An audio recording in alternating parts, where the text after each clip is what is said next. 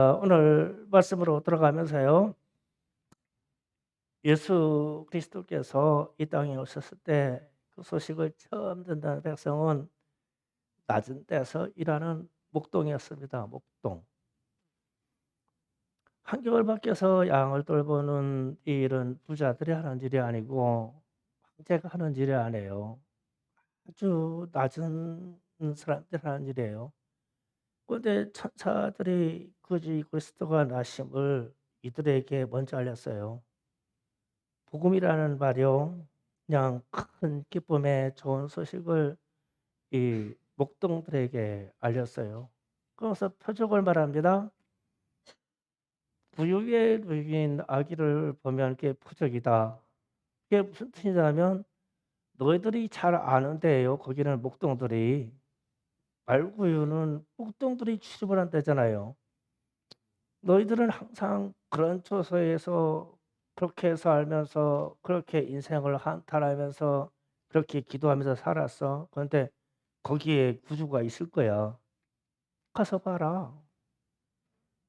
그래 가지고 자신들이 그렇게 익숙한 마국간에 가서 보니까 아기가 누워 있어요. 그게 표적이에요. 아주 낮은 데로 오셨죠. 그러니까 이게 예수 그리스도의 정신이고 이게 예수님의 사랑의 일입니다. 낮은 데로 임한 것이요. 그런데 이제 사람들은 인생을 살면서 높아지려고만 해요. 공부하는 것도 많이 배워서 출세하려고 그러고 뭐 어떤 사람들은 가진 것이나 명예를 높이로만 가려고 그래요. 그런데 주님의 말씀은 낮은 데로 가라고 하거든요.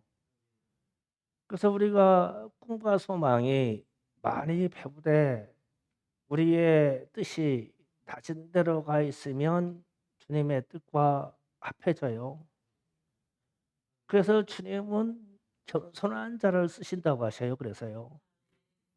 그 낮은 데로 임하는 게 겸손한 거거든요. 제가 아는 어떤 목사님이 계셔요. 시골로 부임해 오셨는데 한 교회에 연세 드신 할머니, 할아버지들이 한 15분 정도 있어요. 그래서 이 교회는 한 분이 돌아가시면 교인이 하나 줄어드는 거예요. 계속 돌아가시곤 해요. 그래서 이 목사님이 이 교회를 떠나고 싶어하는 거예요. 몇 번 시도를 했어요, 떠나려고. 남들처럼 사례도 좀 제대로 받고 남들처럼 좀 모양단을 목회하고 싶어서 떠나려고 그러면 주님이 음성으로 혹은 꿈으로 오셔서 "내 양을 어찌할꼬." 그러는 거예요. 그래서 그러면 다시 주저앉고 그래서 20년 가까이 목회를 하시고 은퇴를 하셨어요. 그런데 며칠 전에 우연히 소식을 들었는데 은퇴할 때 은퇴 자금을 20만 원 가지고 나오셨다고 그러네요. 할머니들이 10,000원씩 걷어 준 거예요. 그게 다래요. 그래서 제가 그 얘기를 듣고 마음으로 참 울컥했어요. 그랬는데 아, 훌륭하신 목사님이시다. 나는 그분을 존경해요. 그래서요. 그렇게 헌신하고 그렇게 낮은 곳에서 고생하시고 하시고 나오실 때 뭐 성도들이 뭐가 있어야 사례도 받고 퇴직금도 받죠. 어 그래서 워낙 깨끗해 준 거예요. 할머니들이 20만 원 드린 게. 그게 퇴직금이에요. 또 내가 또 이렇게 얘기하니까 나 내보낼 때 그렇게 하려고 그럴 거야 아마. 난 존경받기 틀렸어 그래서. 하여튼 안 줘도 괜찮은데 마음 아프게만 하지 마세요. 그래서 나는 그분을 존경해요. 진짜 존경합니다. 그래서 제가 목사님 중에 그분에게 제가 형님, 형님이에요. 형님 목사님이라고 훌륭하시다고. 가끔 만나요. 그래서 이렇게 낮은 데서 섬기시고 낮은 데에서 그의 사역을 끝마쳤어요. 예수님도 이 땅에 오실 때 그렇게 낮고 낮은 자리로 오셨지요. 죄인의 친구며 낮은 자의 친구며 목동의 친구로 오신 거예요. 그래서 우리의 삶도 좀 돌아봐야 돼요. 우리가 어떤 형편에 있는 낮은 자의 친구인가, 아픈 자의 친구인가, 가난한 자의 친구인가, 또 그런 삶을 살 수 있을까? 좀 살아나 보자. 뭐 그런 생각 좀 해봐야 돼요. 그런데 이때 예수님이 이렇게 낮은 곳으로 태어나셨을 때 누가복음 2장 14절에서는 누가복음 2장 14절 잠깐 띄워줍니다. 예, 다 같이 합독합니다. 시작. 저기 높은 곳에서는 하나님께 영광이요 땅에서는 하나님이 기뻐하심을 나중에 바로다 아니라. 아멘. 천군 천사가 찬송하는 내용입니다. 지극히 높은 곳에서는 즉 하나님의 계신 곳에서는 영광이고 땅, 이 아래 땅에서는 하나님이 기뻐하신 사람들 중에 평화로다 그랬어요. 그래서 오늘 말씀 중에 제가 제목이 하나님이 기뻐하신 사람들 이렇게 정했는데, 우리가 어떤 상황이었을 때 하나님이 기뻐하신 사람들일까? 그런 사람들에게 주님과 사이가 평화래요. 그렇지 않은 사람들에게는 원수지간이겠죠. 하나님의 기뻐하심을 입어야 돼요. 그래서 제가 새벽에 일어나서 성경을 읽다가 이사야서 62장 4절을 다시 읽게 됐는데 한번 같이 읽어보겠습니다. 다시는 너를 버림받는 자라 하지 아니하며 다시는 내 땅을 황무지라 부르지 아니하고 오직 너를 헵시바라 하며 내 땅을 뿔라라 하니 이는 여호와께서 너를 기뻐하실 것이며 내가 이 땅에 결혼한 것처럼 될 것이니라. 아멘. 자, 말씀을 자세히 보세요. 헵시바라는 말이 그 밑에 절에서 여호와께서 너를 기뻐하실 것이며, 그렇죠? 그러면은 오늘 본문에서 하나님이 기뻐하심을 입은 사람, 이 사람은 헵시바라는 말이에요. 헵시바. 그리고 이제 신부가 된 것이 이제 결혼한 사람 뿔려가 되겠죠. 제가 새벽에 본문 말씀을 이렇게 쭉 읽다가 깜짝 놀랐어요. 아, 이사야가 저 예언을 말을 이렇게 기록할 때 주님이 오셔서 천군 천사가 찬송하는 소리하고 어떻게 똑같을까? 기뻐하심을 입은 사람, 헵시바. 이게 똑같은 말이구나. 그래 와서 그러면 기뻐하심을 입은 사람들이 누굴까? 헵시바 이 사람들이 누굴까? 우리가 쉽게 쓰는 말이 은혜 받은 사람. 그러니까 은혜 받은 사람에게 평화, 은총 받은 사람들에게 평화, 이런 말이란 말이에요. 그래서 예수님이 이 땅에 오셨을 때 기뻐하심을 받은 사람들은 그렇게 많지가 않아요. 그 목동들이 기뻐한 거예요. 그런데 그러면 부자들이나 그때 당시 왕들은 이 땅에 유대인의 왕이 났다고 하면 기뻤을까요? 아니죠. 예, 잠시 후에 제가 좀 설명을 드릴게요. 그러면 이 은총 받은 자, 은혜 받은 자, 기뻐하심을 받은 자 그랬을 때 다니엘서서 나올 때 다니엘에게 다니엘 10장 11절 잠깐 보십니다. 또 읽어봅니다. 시작. 내게 이르되 큰 은총을 받은 사람 다니엘아 내가 내게 이르노니 말을 깨닫고 일어서라. 내가 내게 은혜심을 받았느니라 하여더라. 그가 내게 이 말을 한 후에 내가 떨며 일어났으니. 아멘.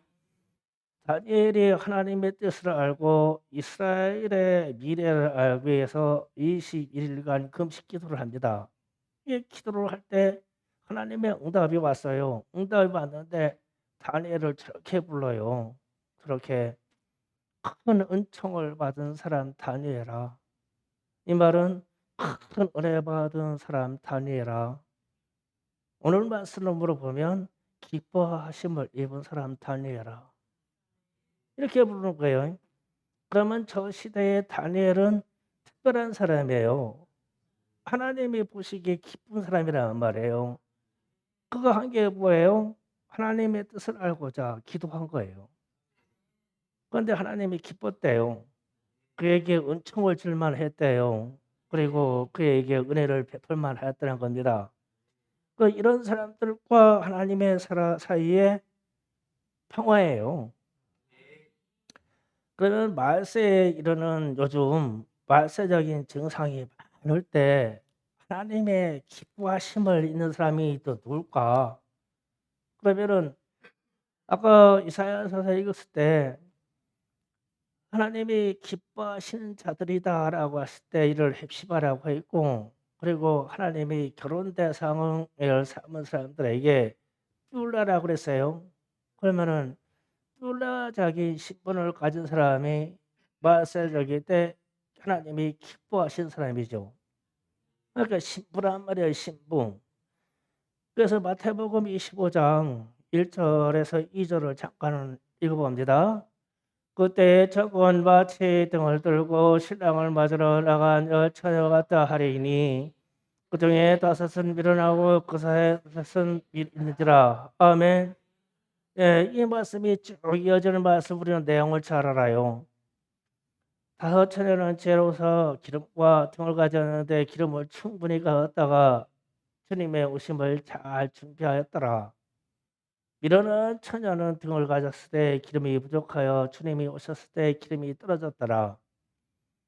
그래서 주님이 혼인잔치에 들어가서 문을 닫은 후에 늦게 온 미련한 처녀들에게 문을 열어주지 아니하였더라. 그러면서 너희에게 깨어 있으라 그랬어요. 그러니까 신부의 신앙을 가져라 이 얘기거든요. 뼈라 신부가 되라.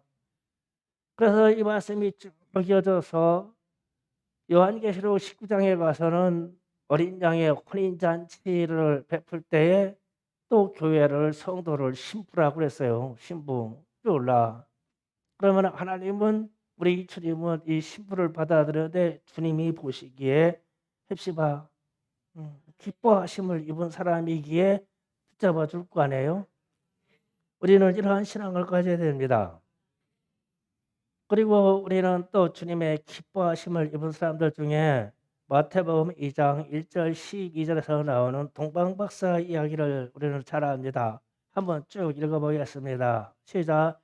헤롯 때에 예수께서 유대 베들레헴에서 나시며 동방으로부터 박사들이 예루살렘에 이르러 말하되 유대인들의 왕으로 나신 이가 어디 계시냐? 우리가 동방에서 그 별을 보고 그 인도하러 왔노라 하니 헤로드 왕과 온 이스라엘이 듣고 소동한지라.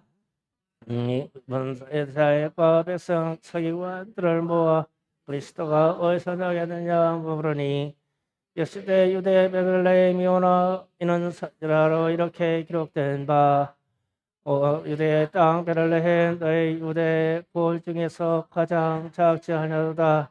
내게서 한 다스리는 자가 나와서 내 백성 이스라엘의 목자가 되리라 하였음이니라. 예, 예루시 가만히 딸을 불러 별이 나타난 때를 자세히 듣고 베들레헴으로 오매어 이때 가서 아기에 대하여 자세히 알아보고 찾거든 내게 구하라. 나도 와서 그에게 경배하게 하라. 박사들이 왕의 일을 듣고 글쎄 동방에서 보던 그 별이 문득 앞서 인도하여 가다가 아기가 있는 곳 위에 머물러서 있는지라. 그들이 별을 보고 매우 크게 기뻐하고 기뻐하더라. 전에 들어가기야 그가 그의 어머니 마리아와 함께 있는 것을 보고 엎드려 아기를 경배하고 부엌을 열어 향과 유황과 모략을 예물을 드리니라. 그들이 꿈에 헤롯에게로 돌아가지 말고 지시하심을 받아 다른 길로 곡으로 또 막으니라. 아멘.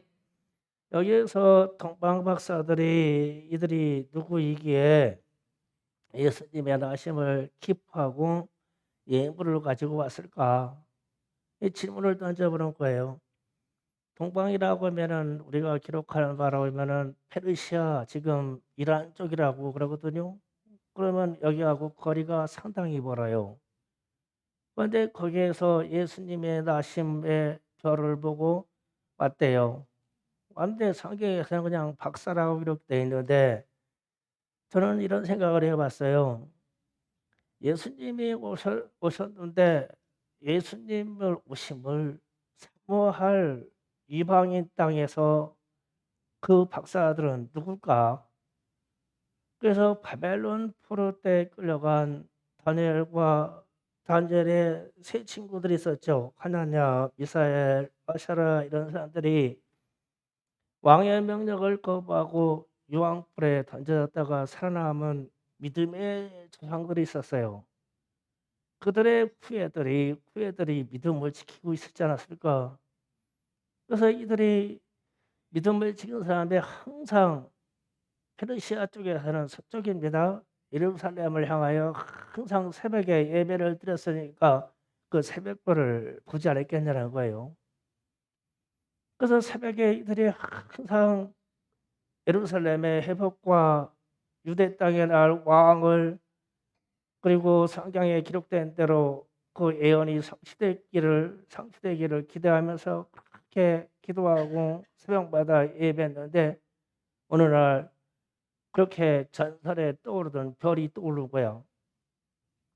그런데 유대 땅에서는 무슨 일이 일어나는지도 모르지만 왕에게 드리는 예물입니다. 황금, 유황 이런 것들은 왕에게 드리는 예물이에요. 그래서 그것을 싸들고 그 먼 거리를 갔어요. 가지고 지금 유다 땅에 와서 묻는 겁니다. 유대의 왕이 어디서 나셨느냐? 그리스도가 어디서 나셨냐? 그래서 가서 경배했다 이거예요.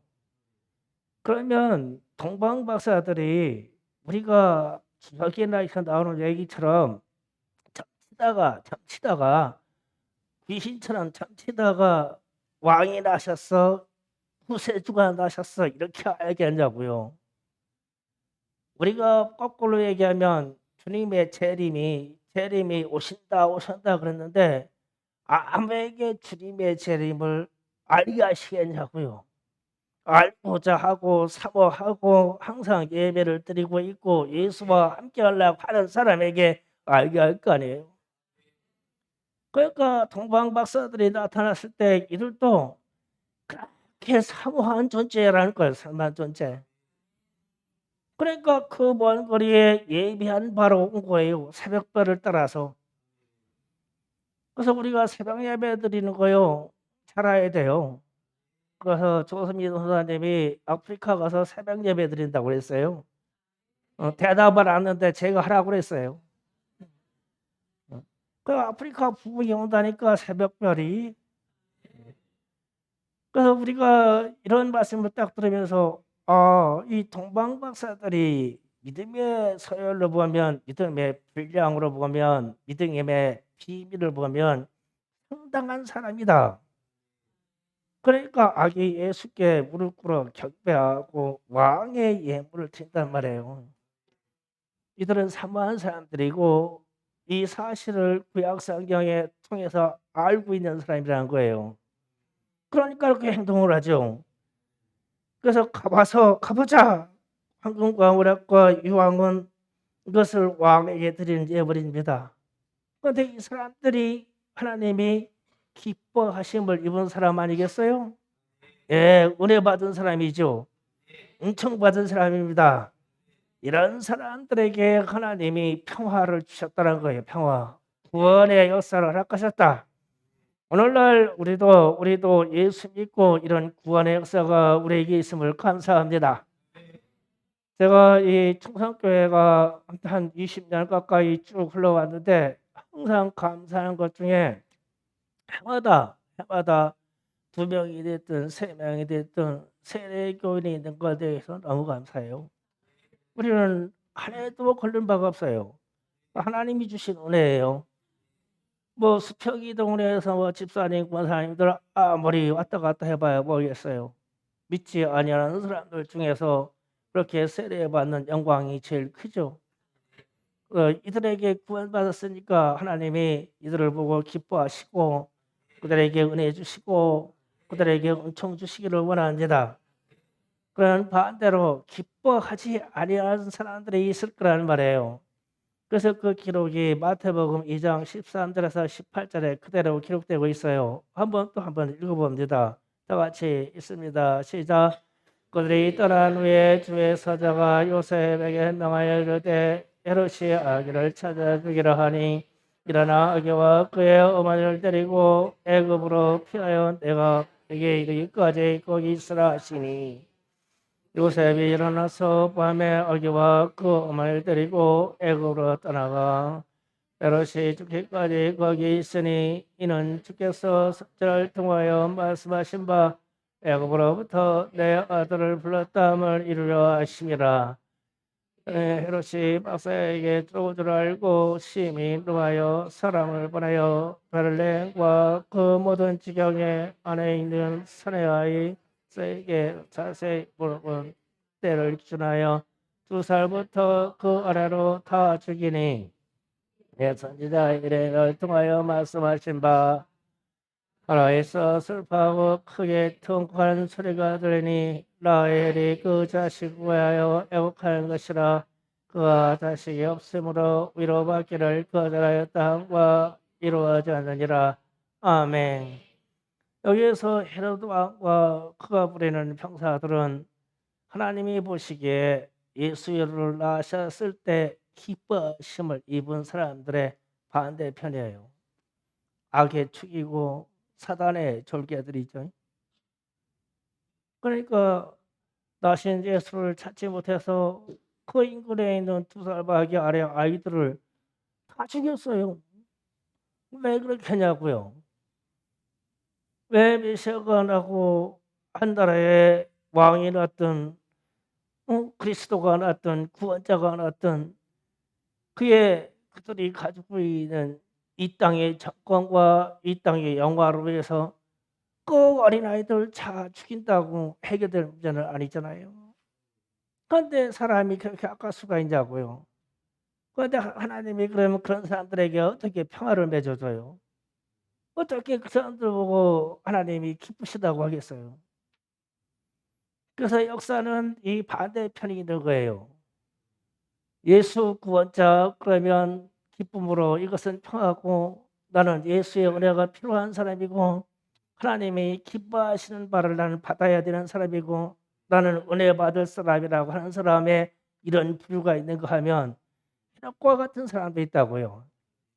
절대 반대요. 이들은요. 예수에 대해서요. 그래서 하나님의 기뻐하심을 입은 사람들은 에게는 평화가 있듯이 지금 현실적으로 이렇게 악한 생각을 하는 사람들에게는 하나님의 심판이 있어요. 그래서 마지막 때에 주님의 재림에 신부를 찾는 헵시바와 뿔라 여사가 있을 것과 마찬가지로 반대에서는 심판이 있단 말이에요. 재림과도의 심판이요. 예수님이 처음에 오셨을 때야 모든 죄인들이 회개만 하면 구원하시려고 하시지만 이제 재림 오실 때는 그게 아니란 말이에요. 이렇게 헤롯처럼 악한 자들은 심판하실 거예요. 기뻐하심을 입은 사람만 신부만 되실 거예요. 그래서 우리가 마라나타 아멘 주 예수여 오시옵소서 이 말을요 아무나 할 수 있는 말이 아니에요. 이 말은 하나님이 기뻐하심을 입은 신부들이 할 수 있는 말이에요. 구원받은 사람이 할 수 있는 고백입니다. 하나님의 은혜를 받은 사람만이 이 말을 할 수 있습니다. 다니엘처럼 은총 받은 사람만이 마라나타 아멘 주 예수여 오시옵소서 할 수 있어요. 그래서 오늘 말씀에서 기록한 바와 같이 하늘에서 주님이 이 땅을 바라보고 이 땅에 하나님이 보시기에 기뻐하심을 입은 사람들이 있다. 그게 복동이든 동방박사이든 이들에게는 단 한 가지가 있어요. 주님에 대한 사모함이 있어요. 이들에게는요. 주님이 필요하다는 거예요. 그런데 이런 사람들을 주님이 기뻐하시고 구원하시고 신부로 받아주는 거예요. 우리는 주님의 신부입니다. 그러한 신앙을 갖기를 원합니다. 마을세로 갈수록 악의 축은 자꾸 커질 것이고 족하는 사람들도 자꾸 많아질 것이고, 그러나 믿음의 사람들은 믿음의 길을 갈 거예요. 다니엘 시대 때 다니엘도 그렇게 힘들었고, 예수님 시대 때 그때 당시에 하나님을 믿는 사람들도 그렇게 힘들었고, 주님의 제자들이 이 땅에 나와서 저녁에 선교할 때 그때도 믿음의 사람들이 힘들었어요. 하물며 이제 오늘날 전 세계가 말세적인 증상으로 흘러갈 때, 말세가 다가오면 우리의 삶은 그렇게 편안하지 않아요. 그러니까 우리의 믿음의 일들이 훈련되고 준비되고 강건한 믿음이 우리 속에 있어야 돼요. 그래서 우리 속에 주님을 사랑하는 마음이 불타야 신부가 되지, 시험 들어 넘어질 자라면 우리는 해롭과 다른 바가 없어요. 그래서 강건한 믿음을 갖기를 원합니다. 주님이 보시기에 기뻐해야 돼요. 우리가 찬송할 때 주님이 보시기에 기뻐해야 돼요. 우리가 이 땅을 위해서 기도할 때 주님이 보시기에 기뻐해야 돼요. 우리의 생활 속에서 신앙생활할 때 주님이 보시기에 기뻐해야 돼요. 그래야 주님이 우리의 손을 잡고 평화를 맺어주고 우리를 신부라고 칭하여 주시고 주님이 우리에게 결혼 신청을 해준단 말이에요. 그래서 우리는 지금 주님과 약혼한 상태로 나중에 결혼한 상태로 들어가야 됩니다. 그러면 이것을 주님이 이끌어 주셔야 되는데, 우리는 합당한 믿음이 있어야 돼요. 우리가 합당한 주님을 향한 사랑이 있어야 돼요. 주님을 사모하시기 바랍니다. 그래서 주님이 오시는 그 주님 때 말구이에 누워 있을 때도 주님은 낮고 낮은 자리에 목동들의 친구로 왔으며 가난한 자의 친구로 왔어요. 그래서 우리도 주님이 낮은 대로 임하였듯이 우리의 사랑도 낮은 데를 바라보시기를 바랍니다. 그러면 천국에서 여러분을 가장 높은 곳에 세워주실 거예요. 그렇게 되기를 예수님의 이름으로 축원합니다. 말씀을 생각하면서 기도하겠습니다.